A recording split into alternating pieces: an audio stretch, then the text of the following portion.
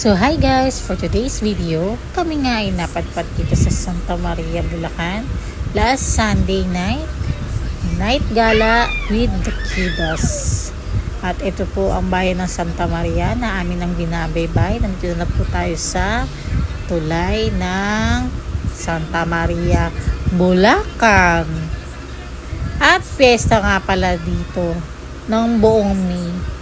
Baka hindi pa natatanggal po itong baka extended until June. Ayan, pag nandito na kayo sa may munisipyo ng Santa Maria. So pag Burmans, may mga paipailaw dyan eh. Akala mong nasa park, kaming pailaw, ganyan.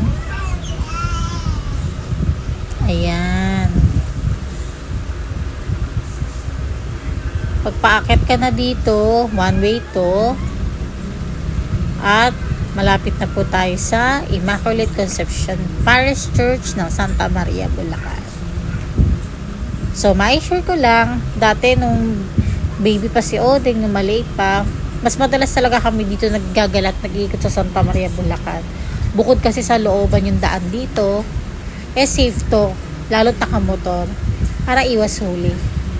O hindi lang kami natitsyempohan. So, nandito tayo sa loob ng simbahan.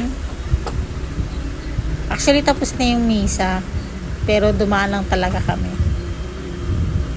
Yan. Maganda rito pag piyesta, madaming banderitas dyan. Saka medyo madilim na. Kasi pasara na yung simbahan. Mayroon palang signage doon na gate close ng 8 p.m. So, pinaglakad-lakad muna natin si ate, saka si Bibis. Ay, ayaw nga pala magpababa nito. Tulog nga pala to, nagising lang. May toyo. Ayaw tumakbo-takbo ni George Pig. Ayan. Kaya favorite siya ni ate Oding. Ayaw namin kasi sa medyo crowded eh. Ayan. So, si ate. Pasyal-pasyal muna ng mga bata. Break ka na kay Papa Jesus. At makapagdasal na rin ako ng taimtim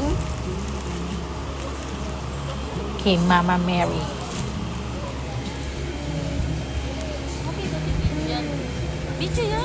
Ayan na, yun lamang. Salamat.